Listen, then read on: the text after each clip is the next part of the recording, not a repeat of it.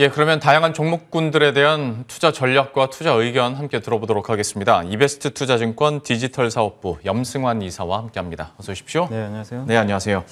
일단 전자공시 떴던 종목 가운데서 눈여겨볼 만한 종목 어디가 있는지 화면 통해서 함께 확인해 보도록 하겠습니다. 오늘은 보시는 것처럼 3개 종목 한번 살펴볼까 하는데요. 바로 시작해 보도록 하죠. HB솔루션부터 포인트 한번 짚어주시겠어요? 네, HB솔루션 이제 OLED하고 반도체 장비 만드는 회사인데 얼마 전에 이제 98억 원 규모 이제 매출액 대비 46.8% 정도 되는 것 같습니다. 디스플레이 장비를 이제 삼성 디스플레이에 공급한다라는 이제 공시가 좀 떴는데 이 회사가 이제 원래 지금 이제 최근에 개발한 그 장비 중에 하나가 잉크젯 장비라고 있어요. 그러니까 방금 이제 삼성 디스플레이에 납품이 됐다라고 좀 공시에 떠 있는 것처럼 이 삼성 디스플레이가 이제 계획에 따르면 4분기부터 QD OLED 이제 TV에 들어가는 그 패널을 이제 그 생산할 거라고 이미 지난 IR에서 언급을 했거든요. 그래서 관련해 가지고 이 QD가 이제 퀀텀 닷 소재로 좀 많이 불리는데 이거를 이제 증착을 하기 위해서는 잉크젯 이 프린터 장비가 좀 필요하다고 합니다. 그래서 LG 디스플레이가 하는 장비랑은 좀 약간 다른 거죠. 네. 다른 방식인데 이 QD라는 소재가 들어가서 이게 좀 필요하다고 보시면 좋을 것 같고 여기에 관련돼서 물론 이제 이게 진짜 그 장비인지는 조금 더 확인을 해봐야 되겠지만 삼성의 디스플레이에 납품하는 걸로 봐서는 이 장비일 가능성이 좀 높지 않나 이렇게 좀 보여지고 이게 어쨌든 삼성이 QD 디스플레이 투자를 앞으로도 좀 계속 늘릴 가능성이 굉장히 높고 LG 디스플레이보다 이제 TV가 뒤쳐졌기 때문에 따라잡기 위해서라도 투자가 좀 늘어날 가능성 분명히 있는 것 같습니다. 그래서 수혜가 예상되고요. 또 신규 사업으로 반도체 방막 측정 장비라고 있거든요. 이게 반도체가 이제 미세화 공정에 좀 진입을 했기 때문에 계속 미세 공정 얘기가 나오는데 이럴 때일수록 이제 방막이 굉장히 좀 얇아지기 때문에 그 검사의 정확성을 좀 높일 필요가 있다고 합니다. 그래서 이 방막 측정 장비를 좀 이용을 해서 검사를 하는 그런 어떤 시스템이라고 보시면 좋을 것 같은데 이 사업도 좀 계속 착실히 진행 중이니까요. 굉장히 좀 한번 뭐 OLED도 좋지만 반도체까지 투트랙 전략으로 갈 수 있는 그런 좋은 기업인 것 같아요. 다만 이제 최근에 워낙 IT에 대한 좀 시각이 좀 너무 안 좋다 보니까 네. 예, 주가가 좀 부진한 편이지만 그래도 HB솔루션 결국에 이 모든 안개가 거치고 나서 좀 정상화되면 이런 수준은 어디 도망가는 게 아니잖아요. 기록에 그렇게 남아있기 때문에 차후에는 좀 좋은 모습 나오지 않을까라고 예상을 하고 있습니다. 매출액 대비 46%나 되는데도 불구하고 주가에는 반영이 거의 안 됐거든요. 오히려 어제장에서는 급락을 했는데 좀 이런 시장 흐름이 좀 회복되고 난 이후에 이런 수주 기대감들도 다시 한번 접목되지 않을까. HB솔루션 함께 살펴봤고요. P&H 테크에 대해서도 좀 포인트 함께 짚어주시겠어요? 네, 이 회사도 이제 OLED예요. 근데 이 회사는 이제 소재는 그 장비는 아니고 소재 기업이고요. 네. 그 덕산 네오룩스랑 비슷하다고 보시면 돼요. 그 덕산 네오룩스는 삼성에 납품하는 회사고 P&H 테크는 이제 LG 디스플레이에 주로 납품하는 이제 OLED 핵심 소재를 만든다라고 보시면 좋겠습니다. OLED가 그 안에 들어가는 OLED는 자체 발광을 하잖아요. 그래서 그 안에 들어가는 뭐 RGB라고 하는데 뭐 청색이라든가 뭐 녹색이라든가 그리고 빨간색 이 세 가지 색으로 이제 빛을 딱 내는 건데 이 세 가지 발광 소재가 정말 중요한 역할을 하거든요. 이제 거기에 관련돼서 미국의 그 유명한 유니버셜 디스플레이라고 많이 들어보셨을 거예요. 그 회사가 가장 독점적인 지위를 차지하고 있는데 한국의 뭐 솔루스 첨단 소재라든가 덕산 네오룩스 이런 기업들도 있지만 P&H 테크가 듀폰하고 좀 합작을 해가지고 LG 디스플레이 이런 소재들을 다양하게 좀 납품을 하고 있는데 이번에 나왔던 건 뭐냐면 71억 원 규모인데 매출액 대비해서 83%가 넘는 그런 규모고 이름이 좀 생소하실 수 있을 것 같아요. 롬앤드 하스 전자재료 코리아라고 하는데 이게 뭐라면은 그 듀폰 있죠. 네. 미국의 유명한 화학회사 이 듀폰의 한국법인이라고 합니다. 그래서 여기에 이제 7년간 OLED 소재를 납품하는 71억 원은 아마 선급금 형태로 지급이 됐다고 좀 하는데 그래서 이걸 통해서 듀폰에 공급이 되고 듀폰은 뭐냐면 이걸 받아다가 발광 소재를 이제 완제품을 만들어 가지고 LG 디스플레이 납품하거든요. 근데 왜 여기에 주목을 하셔야 되냐면 삼성도 좋지만 LG 디스플레이는 TV도 하지만 아이폰에 이제 본격적으로 납품이 시작이 됐잖아요. 네. 그러면 계속 내년도 내후년도도 늘어날 가능성이 있고 얼마 전에 3조 원 이상 또 투자 공시를 냈잖아요. 그 아이폰용으로. 그래서 그런 걸 봤을 때 LG 제품의 비중이 늘어날 가능성이 굉장히 지금 높아진 상황입니다. 그 수혜를 P&H 테크가 누릴 수 있는 거죠. 그래서 지금 역시 시장이 좀 워낙 안 좋기 때문에 좋은 호재에도 주가가 좀 빠졌지만 그러나 역시 아까 말씀드린 대로 안개가 또 거치고 나면 이 회사 가치가 다시 재부각될 것 같고 어차피 모든 이 뭐 스마트폰도 그렇지만 앞으로 뭐 태블릿 PC라든가 여기 있는 노트북이라든가 모든 이런 디스플레이가 LCD 기반이었잖아요. 네. 근데 이게 이제 앞으로 다 OLED로 전환될 가능성이 굉장히 높아졌어요. 근데 OLED에서 제일 중요한 건 소재입니다. 2차 전지가 양극재가 제일 중요한 것처럼 그래서 관련돼서 P&H 테크도 많은 분들이 그러니까 덕산 네오룩스를 많이 떠올리시는데 이 기업도 한번 주목해 보시면 좋을 것 같아요. 예, P&H 테크에 대해서 함께 살펴봤습니다. 저도 찾아보니까 이미 삼성 디스플레이와 LG 디스플레이 모두에게 수지로 공급하고 있기 때문에 여기에 대한 매력도는 충분할 것 같은데 다만 시장의 관심이 좀 덜했다는 부분이 있었던 것 같아요. 이제 관심권에 한번 더 보도록 하겠고요. 마지막으로 코인테크입니다. 이 종목은 좀 어떻게 보고 계십니까? 예, 이 기업은 뭐 규모는 그렇게 크진 않습니다. 매출액 대비 12.65%, 한 57억 규모니까 네. 그래도 의미 있는 공시가 하나 나왔고 2차 전지 제조 장비인데 어디에 납품했는지는 이제 비밀 계약이 맺어져 있어가지고 공시는 안 돼 있습니다. 그래서 아마 나중에 밝혀질 것 같고 2차 전지 그 자동화 그 장비를 만드는 업체라고 보시면 되겠습니까? 전공정, 후공정이 있는데 모두 다 지금 납품하는 그런 기업이고요. 그러니까 2차 전지도 뭐 사람이 일일이 뭐 손으로 하는 게 아니라 이제 공정들이 다 자동화돼 있거든요. 네. 그런 장비를 만드는 업체고 특히 3월달에 탑 머티리얼즈라는 그 2차 전지 공장 시스템 그 엔지니어링 사업을 하는 회사를 하나 인수를 했거든요. 지분을 50% 정도. 근데 이제 이 회사 같은 경우 이번에 양극재 투자도 한다고 합니다. 물론 이제 규모가 많지는 않겠지만 소재 사업으로도 진출했기 때문에 코인테크 입장에서는 나쁠 게 전혀 없는 그런 그림입니다. 그래서 2차 전지 여전히 어제 같은 장에도 사실 급락장인데도 2차 전지는 안 빠졌거든요. 네. 굉장히 좋은 모습 보였기 때문에 코인테크도 한번 좀 눈여겨보시면 좋을 것 같습니다. 코인테크까지 저희가 포인트 짚어봤고 투자 의견도 들어봤으니까요. 앞으로의 흐름들 기대해 보도록 하겠습니다. 이어서 리포트를 통해서 픽해온 종목에 대해서 한번 이야기해 보도록 할 텐데 어느 쪽 얘기 준비하셨어요? 네, 뭐 시장 어렵지만 그래도 내년을 좀 보고 계속 좀 좋은 그림을 그릴 수 있는 기업들이 뭘까 고민해 보시면 좋겠는데 지난주에 사실 나왔던 보고서인데요. 그 신한증권에서 나왔습니다. 그 전력 반도체 전기차 타고 전력 질주라는 이제 제목이에요. 그래서 전력 반도체 아마 올 초부터 많이 얘기들을 아마 들어보셨을 것 같아요. 근데 이제 전력 반도체가 뭐냐면 이제 전자기기 내에서 그 전력을 변환하고 변화 분배 및 제어를 담당하는데 일반적으로 이제 직류 전압 전력을 이렇게 받게 되면은 그걸 쓰기 위해서는 교류 같은 걸로 바꿔줘야 되거든요. 근데 그런 것들을 해주는 또 장치 중에 하나고 그 다음에 주로 어디에 많이 쓰이냐면 모터가 들어가는 제품에는 거의 다 들어간다고 생각하시면 돼요. 이게 뭐냐면 우리 냉장고에도 모터 달렸죠. 네. 뭐 세탁기 그것뿐만 아니라 전기차는 이제 엔진이 없으니까 모터가 역할을 대신하잖아요. 그래서 그 모터의 이제 속도를 제어를 해줘야 되거든요. 네. 뭐 빨리 가기도 하고 느리게 가기도 하고 이런 모터를 좀 제어를 해줘야 되는데 그게 인버터예요. 그래서 그 인버터 안에 들어가는 핵심 부품이 바로 전력 반도체입니다. 그래서 전력 반도체가 없으면 모터 제어를 사실상 못하는 거죠.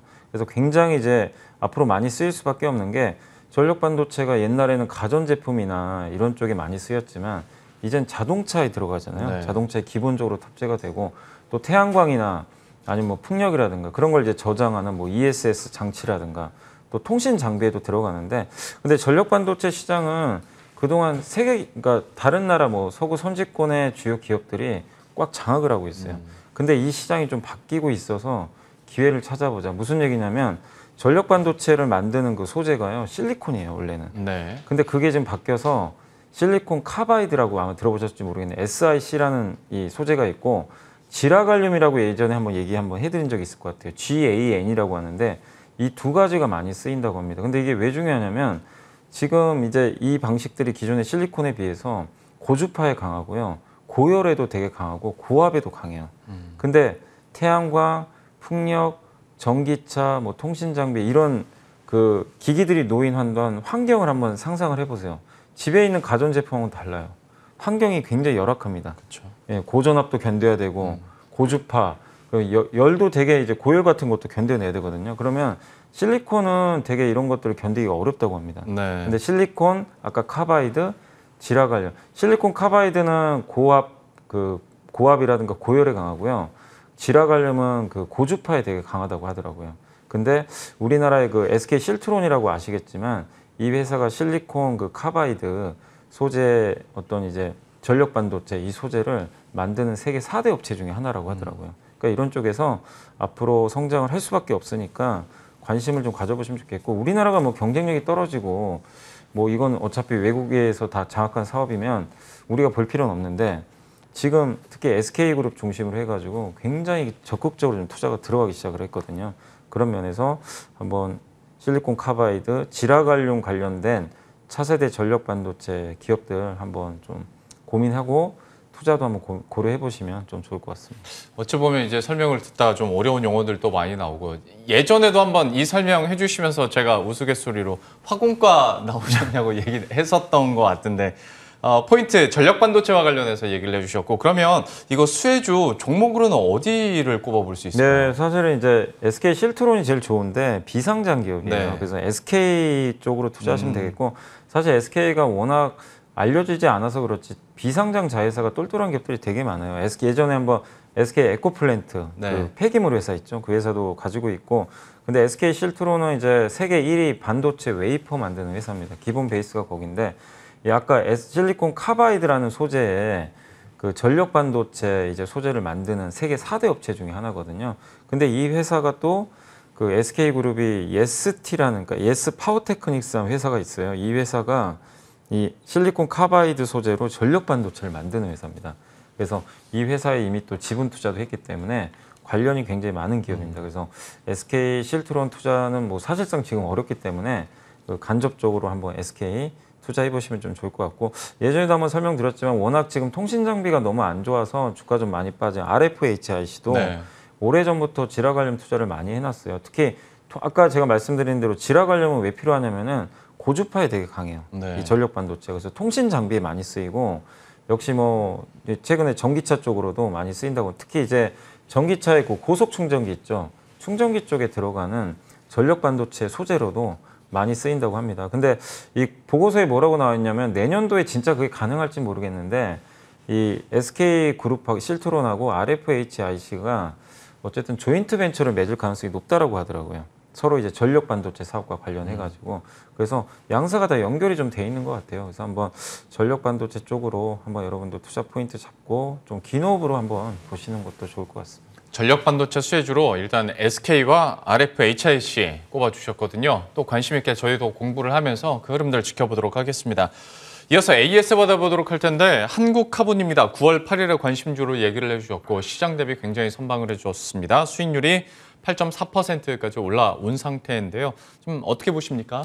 예, 한국카본은 이제 앞으로도 좀 계속 괜찮을 게 LNG선 발주가 시작이 됐어요. 그러니까 뭐냐면 중국의 한 조선사가 카타르로부터 LNG 선박 한 4척을 수주받았대요. 네. 최근에.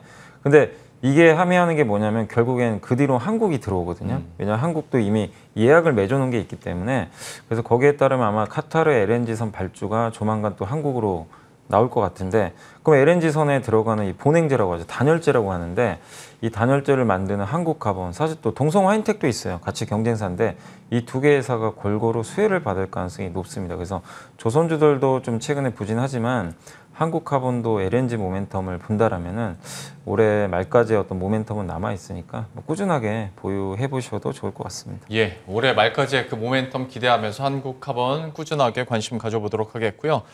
마지막으로 이사님께서 요새 가장 많이 받으실 질문입니다. 요즘 시장 어찌합니까에 대해서 포인트 어떻게 두고 계세요? 예, 그 뭐 시장이 너무 어렵고 뭐 참 쉽진 않은 장이긴 한데 일단 그래도 이제 뭔가 안 좋은 뉴스도 계속 나오고요. 또 어제 삼성전자가 갑자기 이제 또 폭락을 해서 많은 네. 분들이 당황하셨을 텐데 일단 두 가지 이유였던 것 같아요. 그 이제 홍라희 이제 미술관장 이제 여사죠. 그분께서 이제 상속세 납부를 위해서 네. 또 지분 매각할 거다. 이게 또 약간 투자 심리에 좀 부정적으로 작용했고, 근데 보다 근본적으로는 대만의 트렌드포스라는 이제 디램 이제 가격 예측 기관에서 내년도 전체적으로 디램 가격이 하락할 거라는 전망을 내놨어요. 네. 그래서 오늘 미국의 마이크론도 3% 이상 급락했거든요. 한국의 삼성전자 미리 빠졌죠. 그 뉴스들 때문에. 그래서 그런 두 가지 이슈로 좀 급락을 했는데 참 이게 디램 가격에 늪에 지금 빠진 것 같아요. 삼성전자도. 근데 그게 이제 개선되는 모습이 나와야 뭔가 반전이 나오는데 계속 안 좋은 뉴스는 계속 새롭게 나오다 보니까 시장에서 자꾸 실망하면서 외국인 매도는 나오는데 다만 어쨌든 계속 악재가 반영되는 구간이라고 생각해 주시고 그리고 왜 이 말씀을 자꾸 드리냐면 얼마 전에 한 달 전부터인가요? 2달 전부터 자동차 주가들이 너무나 안 좋았잖아요. 예. 흘러내렸는데 갑자기 일주일 만에 분위기가 완전히 바뀌어버렸어요. 맞아요. 지금 왜 그러냐면 공급 병목 현상이 풀리기 시작하고 있어요. 조금씩. 그래서 오늘도 포드가 3%나 올랐거든요. 미국에서. 그러니까 차량용 반도체 그러니까 반도체 공급이 이제 정점은 지나간다. 이 공급 병목 현상이. 그러니까 이제 지금 당장 좋아지는 것도 아닌데 주가가 미리 안 좋은 걸 선반영하고 조금 나아지니까 바로 오르거든요. 네. 그러니까 모든 기업들은 다 마찬가지예요. 악재가 반영될 때 무섭게 빠지는데 그게 조금이라도 완화되면 위로 또 급격하게 틀기도 하거든요. 그래서 삼성전자, 하이닉스 좀 답답하지만 반도체 가격 하락폭이 조금 완화되면 분명히 어느 시점에서 돌릴 거예요. 그래서 그 라인까지는 좀 참아주시고 그 다음에 공급 병목이 어쨌든 이제 완화되는 거는 시장 전체적으로도 되게 좋은 뉴스예요. 좋은 뉴스고 그리고 악재가 노출된 기업들을 잘 보시면 좋을 것 같아요. 어제 시장 제가 보다 보면서 느낀 게 하나솔루션, 네. LG화학, LG전자 같은 기업들이요 정말 몇 달 동안 너무 안 좋고 하나솔루션은 10개월 내내 주가가 안 좋았어요. 근데 최근에 갑자기 급등합니다. 네. 왜냐 내년에 대한 기대감이 높아졌는데 올해 실적 안 좋은 걸 반영을 미리 했는데 내년도 그림이 좋아지고 LG화학은 GM 볼트 리콜 끝나버렸죠. 반영이 되니까 급락장이고 뭐고 상관이 없어요. 그냥 올려버리는 거죠. 그래서 이런 흐름들이 앞으로 나올 수가 있기 때문에 여러분들이 우리 코스피도 마찬가지예요. 지금 악재를 계속 반영하잖아요. 근데 이게 어느 정도 무뎌지고 조그만 단서라도 생기면 이 기업들처럼 한번 또 위로 튈 수가 있는 거거든요. 네. 그래서 너무 좀 실망하지 마시고 이렇게 좋아지는 모멘텀들이 조금씩 나오니까 한번 좀 기다리는 전략도 좀 필요할 것 같습니다. 어떤 투자 의견과 포트폴리오 운용 전략에 대해서 그리고 우리들의 투자 스탠스에 대해서도 얘기를 해주셨으니까요. 꼭 참고 잘 하시길 바라겠습니다. 이베스트 투자증권 디지털 사업부 염승환 이사와 함께했습니다. 오늘 말씀 고맙습니다. 네, 감사합니다.